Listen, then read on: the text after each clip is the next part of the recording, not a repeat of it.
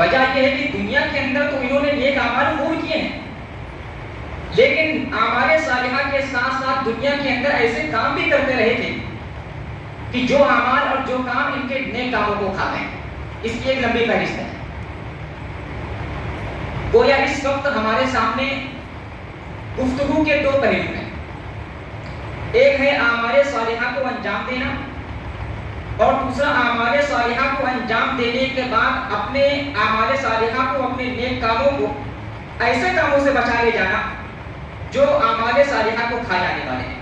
جیسے حقوق العباد کے اندر کوتاہی اگر انسان کرنا، حقوق العباد میں مان لیجیے بہت اعلیٰ درجے پر ہے، نماز، قرآن، روزہ، زکوٰۃ زبردست پرفیکٹ ہے، لیکن حقوق العباد میں کوتاہی کا شکار ہے، میدان ظلم کیا ہے لوگوں کے اوپر، میدان محشر میں رب کے حضور حاضر ہوگا تو اس کی نیکیاں اٹھا کر کے دے دی جائیں گی اس کو جس کے اوپر ظلم کیا ہے، اور اس کے گناہوں کو، مظلوم کے گناہوں کے اس کے اوپر لاد دیا جائے گا۔ تو اعمال صالحہ تو بڑے لے کر کے گیا تھا میدان محشر میں، لیکن رب کے حضور جب پہنچا میدان محشر میں، اس کا نتیجہ، اس کا انجام کیا ہوا؟ جہنم کے اندر داخل کر دیا گیا۔ تو اعمال صالحہ کو انجام دینا کافی نہیں ہے، اعمال صالحہ کو انجام دینے کے بعد ان اعمال صالحہ کو بچا لے جانا، یہ بھی دوسرا بڑا چیلنج ہے۔ یہ دو پہلو ہو گئے، لیکن یہاں پر ایک تیسرا پہلو بھی ہے جو ان دونوں پہلوؤں سے شاید زیادہ ہے، اور وہ کیا ہے؟ تیسرا اہم پہلو یہ ہے کہ جو بھی نیک اعمال، جو بھی اعمال صالحہ ہم انجام دے رہے ہیں، ان اعمال صالحہ کو اللہ کے یہاں مقبول کیسے بنایا جائے۔ آج کے اس درس میں انشاءاللہ اسی تیسرے پہلو کے اوپر ہم بات کریں گے کہ کوئی بھی عمل اللہ تعالیٰ کی بارگاہ میں قابل قبول کب ہوتا ہے۔ دیکھیے، تین بنیادی شرطیں ہیں کہ جن کے پائے جانے کے بعد ہی کوئی عمل اللہ کی بارگاہ میں قابل قبول ہوتا ہے۔ سب سے پہلی شرط ہے ایمان۔ قرآن حکیم بولتا ہے کہ من عمل صالحا من ذکر او انثى وهو مؤمن فلنحيينه حیاة طیبہ، کہ جو شخص بھی نیک عمل کرے گا، چاہے وہ مرد ہو چاہے وہ عورت ہو، وهو مؤمن، اس حال میں کہ وہ مومن ہو، فلنحيينه حیاة طیبہ، تو ایسے شخص کو ہم پاکیزہ زندگی عطا کریں گے۔ قرآن حکیم کی یہ آیت کریمہ اپنے مفہوم میں، اپنے مدعا میں بالکل واضح ہے، 2 2 4 کی طرح اور 3 3 6 کی طرح واضح ہے۔ جو بھی شخص نیک عمل کرے گا، چاہے مرد ہو چاہے عورت ہو، اس حال میں کہ وہ مومن ہو، تو ایسے شخص کو ہم پاکیزہ زندگی عطا کریں گے۔ قرآن حکیم کی اس آیت کریمہ سے یہ بات بالکل واضح ہو گئی کہ کسی بھی عمل کے اللہ تعالیٰ کے یہاں قابل قبول ہونے کے لیے سب سے پہلی شرط یہ ہے کہ اس کا کرنے والا صاحب ایمان ہو، اس کے دل کے اندر ایمان۔ یہ پہلی آیت کریمہ سورۃ کہف کے اندر آیت نمبر 110 سے کچھ پہلے اللہ نے کہا قل هل ننبئکم، دل دہلا دینے والی آیت۔ اور آج کے دور میں جمع غفیریں بڑی تعداد دنیا کے اندر موجود ہے جن کے اوپر یہ آیت کریمہ صادق آتی ہے اور پوری اترتی ہے۔ قرآن حکیم بولتا ہے قل هل ننبئکم بالاخسرین اعمالا الذین ضل سعیهم فی الحیاۃ الدنیا وهم یحسبون انهم یحسنون صنعا اولئک الذین کفروا بآیات ربهم ولقائه فحبطت اعمالهم فلا نقیم لهم یوم القیامة وزنا۔ بولتا ہے قرآن حکیم، اللہ فرما رہا ہے اے میرے حبیب جناب محمد رسول اللہ صلی اللہ علیہ وسلم، ذرا دنیا کے لوگوں کو مخاطب کر کے یہ اعلان کر دیجیے اور دنیا کے لوگوں سے یہ کہہ دیجیے کہ دنیا کے لوگوں، کیا میں تمہیں ان لوگوں کے بارے میں خبر نہ دے دوں؟ کیا میں تمہیں ان لوگوں کے بارے میں نہ بتا دوں جو اعمال کے اعتبار سے سب سے زیادہ گھاٹے کا اور سب سے زیادہ خسارے کا شکار ہے؟ الذین ضل سعیهم فی الحیاۃ الدنیا، کون ہیں یہ لوگ؟ فرمایا یہ وہ لوگ ہیں جن کی دنیا کے اندر کی ہوئی تمام تر کوششیں، تمام تر محنتیں، تمام تر تک و کاوش، تمام تر دوڑ دھوپ، تمام تر تک و دو، سارے خون پسینہ انہوں نے دنیا کے اندر کیا تھا، سب اللہ نے ضائع کر دیا، برباد کر دیا۔ دنیا کے اندر محنتیں بڑی کی تھی، کاوشیں بڑی کی تھی، بڑے نیک اعمال کرتے تھے، لیکن اللہ نے ان کے تمام اعمال کو برباد کر دیا۔ وَهُمْ يَحْسَبُونَ أَنَّهُمْ يُحْسِنُونَ صُنْعًا، اور دنیا کے اندر یہ سمجھا کرتے تھے کہ ہم تو بڑا اچھا کام کر رہے ہیں۔ قرآن حکیم یہ سمجھتے تھے کہ ہم بڑا اچھا کام کر رہے ہیں، لیکن قرآن حکیم کیا بولتا ہے؟ تمہارے سمجھنے سے کیا ہوتا ہے؟ کسی کام کو اگر تم نیک کام سمجھ لو، تمہارے کسی کام کو نیک کام سمجھنے سے وہ کام نیک نہیں ہو جائے گا۔ کام نیک وہی ہے جس کو اللہ نے نیک کہہ دیا، جس کو رسول صلی اللہ علیہ وسلم نے نیک کہہ دیا. تو اللہ فرماتا ہے کہ یہ سمجھا کرتے ہیں کہ ہم بڑا اچھا کام کر رہے ہیں، لیکن میدان محشر میں رب کے حضور حاضر ہوں گے سارے اعمال برباد. اور اللہ کیا کہہ رہا ہے؟ فَلَا نُقِيمُ لَهُمْ يَوْمَ الْقِيَامَةِ وَزْنًا. ان کی اعمال کو قبول کرنا تو بہت دور کی بات ہے. فَلَا نُقِيمُ لَهُمْ يَوْمَ الْقِيَامَةِ وَزْنًا. ان کے اعمال کو تولنے کے لیے ہم میزان بھی نہیں قائم کریں گے، میزان بھی نہیں قائم کریں گے. اعمال کو قبول کرنا دور کی بات ہے، میزان نہیں لائیں گے تمہارے اعمال کو تولنے کے لیے. اور وجہ کیا ہے وہ ذہن میں رکھیے کہ ہم نے بتایا کہ ایمان سب سے پہلی شرط ہے کسی بھی عمل کے قبول ہونے کے لیے، کہ انسان کے دل میں ایمان ہو تبھی کوئی عمل قبول ہوگا. اللہ نے کیا کہا؟ ان کے اعمال کو تولنے کے لیے میزان بھی نہیں قائم کریں گے. وجہ اللہ نے ذکر کی اولئک الذین کفروا بآیات ربهم ولقائه فحبطت اعمالهم فلا نقیم لهم یوم القیامة وزنا. یہ وہ لوگ ہیں جو میرے اوپر ایمان لے کر کے نہیں آئے تھے اور انہوں نے میری آیتوں کا انکار کیا تھا، میری ملاقات کے منکر تھے. تو اللہ نے میزان کو نہ قائم کرنے کی اور اعمال کو برباد کرنے کی جو علت، جو وجہ بیان کی، کیا بیان کیا؟ کہ یہ میری آیتوں کے منکر تھے، میرے اوپر ایمان لے کر کے نہیں آئے تھے. ایمان کسی بھی عمل کے قبول ہونے کے لیے پہلی شرط ہے. قرآن حکیم بولتا ہے ایک اور مقام پر، زبردست آیت کریمہ سورہ نور کے اندر اللہ نے کہا کہ بل الذین کفروا اعمالهم کسراب بقیعۃ یحسبه الظمآن ماء حتى اذا جاءه لم يجده شیئا ووجد اللہ عنده فوفاه حسابا. اللہ فرماتا ہے کافروں کے اعمال کی مثال اس سراب کی سی ہے جس کو پیاسا پانی گمان کرتا ہے، مگر جب وہ سراب کے پاس پہنچتا ہے تو کچھ نہیں پاتا. ایک پیاسا شخص چٹیل میدان میں سفر کر رہا ہے، چمکتی ہوئی ریت کو دیکھ کر کے سمجھتا ہے کہ پانی ہے، دوڑتا ہوا اس چمکتی ہوئی ریت کے پاس پہنچتا ہے، نا امید ہو جاتا ہے یار یہ میں اس کو پانی سمجھ رہا تھا، یہ تو چمکتی ہوئی ریت تھی. تو سمجھتا ہے کہ پانی ہے، پاس پہنچتا ہے دیکھتا ہے کچھ نہیں. قرآن حکیم بولتا ہے کافروں کے اعمال کی مثال بھی ایسی ہے. دنیا کے اندر جب کافر اور کفار اپنے اعمال کو دیکھتے ہیں، ان کو لگتا ہے کہ آپ نے بڑے اچھے کارنامے انجام کیے ہیں، میرے پاس تو بڑی بڑی نیکیاں ہیں، بڑے اونچے اونچے کارنامے ہیں میرے. اللہ فرماتا ہے کہ جب یہ میدان یہ دنیا کے اندر دیکھ رہے ہیں اپنے اعمال کو، جب دنیا کے اندر اپنے اعمال کو دیکھتے ہیں تو لگتا ہے بڑے بڑے کارنامے میرے پاس ہیں. قرآن حکیم بولتا ہے کہ جب میدان محشر میں رب کے پاس یہ حاضر ہوں گے حساب کتاب دینے کے لیے، یہ دیکھ کر کے یہ دنگ رہ جائیں گے، حیران رہ جائیں گے، پریشان ہو جائیں گے کہ جن کو ہم بہت کچھ سمجھا کرتے تھے وہ تو کچھ بھی نہ تھا، جس کو ہم نیکیوں کا پہاڑ سمجھا کرتے تھے وہ ایک ذرہ بھی نہ نکلا. اللہ نے کیا فرمایا؟ یہ کافروں کے اعمال کی مثال ہے. تو پتہ یہ چلا اس آیت کریمہ سے کہ کافر کتنے بھی نیک عمل کر لے، اللہ اس کو اس کے نیک عمل کا بدلہ دنیا کے اندر دے دے گا، لیکن آخرت میں اس کا کوئی حصہ نہیں. یہ پہلی شرط ہے ایمان کے.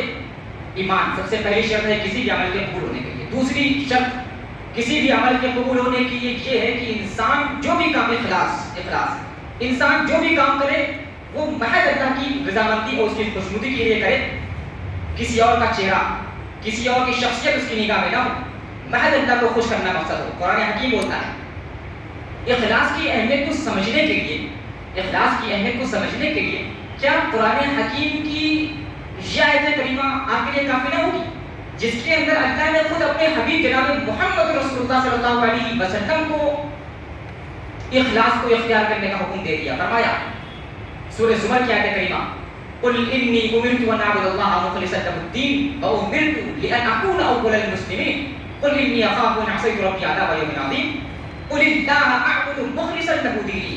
اے میرے حبیب جناب محمد رسول اللہ صلی اللہ علیہ وسلم، آپ دنیا کے لوگوں سے یہ کہہ دیجئے کہ خود مجھے بھی یہ حکم دیا گیا ہے کہ میں خالصتاً ایک اللہ کی رضامندی کے لیے، ایک اللہ کی خوشنودی کے لیے اس کی عبادت کروں، کسی دوسرے کی شخصیت کو، کسی دوسرے کی پرسنالٹی کو، اس کی ذات کو اپنی نگاہوں کے سامنے نہ لاؤں، کسی اور کو خوش کرنا میرا مقصد نہ ہو. اور آگے کیا کہا؟ اور مجھے اس بات کا بھی حکم دیا گیا ہے کہ میں سب سے پہلا مسلمان بن جاؤں. قل انی اخاف ان عصیت ربی عذاب یوم عظیم. اور اے میرے حبیب جناب محمد رسول اللہ صلی اللہ علیہ وسلم، آپ دنیا کے لوگوں سے یہ بھی کہہ دیجیے کہ اگر میں اپنے رب کے حکم کی نافرمانی کرنے لگ جاؤں اور میں اپنے رب کی عبادت میں کسی اور کو شریک کر دوں، اخلاص کو سائڈ لگا دوں، عذاب یوم عظیم، تو میں بڑے دن کے عذاب سے ڈرتا ہوں کہ کہیں میں بھی بڑے دن کے عذاب میں گرفتار نہ کر دیا جاؤں. قل اللہ اعبد مخلصا له دینی. اے میرے حبیب جناب محمد رسول اللہ صلی اللہ علیہ وسلم، آپ اس اخلاص کے پیغام کو دوبارہ دہرا دیجیے. اس لیے اس سے پہلے آیت کریمہ کے اندر اللہ نے یہ بات کہہ دی ہے کہ اے میرے حبیب آپ کہہ دیجئے کہ مجھے یہ حکم دیا گیا ہے کہ میں خالصتاً ایک اللہ کی رضامندی کے لیے اس کی عبادت کروں. یہ بات اوپر کہی گئی ہے. اسی مقام پر دوبارہ اخلاص کے پیغام کو دہرایا گیا اور یہ کہا گیا کہ قل اللہ اعبد مخلصا له دینی. اے میرے حبیب آپ اخلاص کے اس پیغام کو، اخلاص کی اس دعوت کو دوبارہ لوگوں کے سامنے پیش کر دیجئے کہ قل اللہ اعبد مخلصا له دینی واعبدوا ما شئتم من دونی. کہ اے لوگوں پھر سے یہ بات سن لو کہ میں تو خالصتاً ایک اللہ کی رضامندی کے لیے، ایک اللہ کی خوشنودی کے لیے اس کی عبادت کرتا ہوں. فاعبدوا ما شئتم من دونی. اب تمہاری مرضی ہے، تم جس کی چاہے پرستش کر لو، تمہاری مرضی ہے، لیکن میدان محشر میں رب کے حضور حساب کتاب دینے کے لیے بھی تیار رہنا. یہ قرآن حکیم کی آیت کریمہ سورہ انعام کے اندر اسی مفہوم کو اور واضح کیا گیا. فرمایا قل ان صلاتي ونسكي ومحياي ومماتي لله رب العالمین لا شریک له وبذلك امرت وانا اول المسلمین. اے میرے حبیب پیغمبر عربی صلی اللہ علیہ وسلم کائنات کے لوگوں کو اور دنیا کے لوگوں کو یہ پیغام بھی سنا دیجیے اور یہ کہہ دیجیے کہ دنیا کے لوگوں یہ بات سن لو ان صلاتی ونسکی ومحیاي ومماتی للہ رب العالمین. میری نماز بھی اللہ کے لیے ہے، میری قربانی بھی اللہ کے لیے ہے، میرا جینا بھی اللہ کے لیے، میرا مرنا بھی اللہ کے لیے ہے. لا شریک لہ وبذلک امرت وانا اول المسلمین. نہ اس کی ذات میں اس کا کوئی شریک ہے، نہ اس کی صفات میں اس کا کوئی شریک ہے. وہ اپنی ذات اور اپنی صفات دونوں میں یکتا اور تنہا ہے. وبذلک امرت وانا اول المسلمین. اور یہی وہ چیز ہے، یہی وہ اخلاص ہے، یہی وہ توحید ہے جس کا خود مجھے بھی حکم دیا گیا ہے. نبی اکرم صلی اللہ علیہ وسلم کی زبانی اللہ نے دنیا کے لوگوں کو اخلاص کا پیغام دیا. تو کسی بھی عمل کے قبول ہونے کے لیے دوسری بنیادی شرط انسان کے دل کے اندر اخلاص کا ہونا ہے. اس کے بغیر کوئی عمل قابل قبول نہیں. سورۃ کہف کے اندر اللہ نے کہا قل انما انا بشر مثلکم یوحی الی انما الہکم الہ واحد فمن کان یرجو لقاء ربہ فلیعمل عملا صالحا ولا یشرک بعبادۃ ربہ احدا. اے پیغمبر عربی محمد عربی صلی اللہ علیہ وسلم دنیا کے لوگوں سے آپ یہ بھی کہہ دیجئے اور یہ جتنی بھی آیت کریمہ ہم آپ کے سامنے پیش کر رہے ہیں آپ دیکھیں گے کہ ان تمام آیت کریمہ کے اندر کائنات کا پروردگار رب العالمین اپنے نبی صلی اللہ علیہ وسلم کی زبانی کائنات کے لوگوں کو یہ پیغام سنا رہا ہے. ڈائریکٹلی مخاطب نہیں کر رہا، اس نے واسطہ لگا قل انما انا بشر مثلکم. اے میرے حبیب اور دنیا کے لوگوں سے یہ بھی کہہ دیجئے میں تو تمہاری طرح کا ایک انسان ہوں. جس طرح سے تم ایک انسان ہو، کھاتے پیتے ہو، سوتے ہو، جاتے ہو، میں بھی تمہاری طرح کا ایک انسان ہوں. یوحی الی انما الہکم الہ واحد. ہاں ایک فرق یہ ہے کہ میرے پاس وحی آتی ہے، تمہارے پاس وحی نہیں آتی. فمن کان یرجو لقاء ربہ سورہ کہف کی آخری آیت کریمہ. تو جو بھی شخص اپنے رب سے ملاقات کی امید رکھتا ہو اور جسے کہ اپنے رب سے رب کی ملاقات کا یقین ہو کہ ایک دن آئے گا کہ مجھے اپنے رب سے ملاقات کرنا ہے، تو جو بھی شخص اپنے رب کی ملاقات پر یقین رکھتا ہے اسے چاہیے کہ وہ نیک عمل کرے. ولا یشرک بعبادۃ ربہ احدا. اپنے رب کی عبادت میں یعنی نیک اعمال میں، اعمال صالحہ میں کسی اور کو شریک نہ کرے. یہ اخلاص کا پیغام قرآن حکیم نے دیا. سورۃ نساء کی ایک بڑی ہی پیاری روایت میرے ذہن میں آ رہی ہے، اس کو ہم پیش کرنا چاہ رہے ہیں. راوی حدیث حضرت ابو امامہ الباہلی رضی اللہ تعالی عنہ. جاء رجل الى النبي صلی اللہ علیہ وسلم فقال ارأيت رجلا غزا يلتمس الاجر والذكر ما له؟ فقال رسول الله صلى الله عليه وسلم لا شيء له. فأعادها 3 مرات يقول له رسول الله صلى الله عليه وسلم لا شيء له. ثم قال ان الله لا يقبل من العمل الا ما كان له خالصا وابتغي به وجهه. رواه النسائی رحمہ اللہ وصححہ الالبانی رحمہ اللہ. فرمایا راوی حدیث حضرت ابو امامہ الباہلی رضی اللہ تعالی عنہ ہے، فرماتے ہیں کہ اللہ کے نبی صلی اللہ علیہ وسلم کے پاس ایک شخص آیا اور اس نے یہ کہا کہ اللہ کے رسول اللہ علیہ وسلم اس شخص کے بارے میں آپ کا کیا خیال ہے؟ اس حدیث کو بہت غور سے سنیے گا. اے نبی صلی اللہ علیہ وسلم آپ کا اس شخص کے بارے میں کیا خیال ہے جو اللہ کی راہ میں جہاد کرتا ہے اور چاہتا یہ ہے کہ اس جہاد کے ذریعے سے، اس جہاد کے، اس قتال کے ذریعے سے اس کی آخرت بھی بن جائے اور دنیا کے اندر بھی کچھ نہ ہو جائے. سوال دیکھ رہے ہیں، سوال یہ نہیں ہے کہ وہ جہاد کر رہا ہے اور جہاد کے ذریعے سے وہ یہ چاہتا ہے کہ دنیا کے اندر میرا نام ہو جائے، لوگ اس کو بہادر کہیں، جلی کہیں، ہیرو کہیں. یہ نہیں، آخرت بھی چاہ رہا ہے. یلتمس الذکر والا حدیث کے الفاظ، جہاد کر رہا ہے. اے نبی وہ جہاد کرتا ہے اور وہ یہ چاہتا ہے کہ جہاد کے ذریعے سے آخرت بھی بن جائے اس کی اور دنیا کے اندر بھی اس کا کچھ نام ہو جائے، لوگ اس کو بہادر وغیرہ کہہ دیں. کیا خیال ہے آپ کا، اس کو کچھ ملے گا آخرت میں؟ فرمایا لا شیء لہ، آخرت میں کچھ نہیں، رزلٹ زیرو ہے اس کا، آخرت میں کوئی حصہ نہیں اس کا.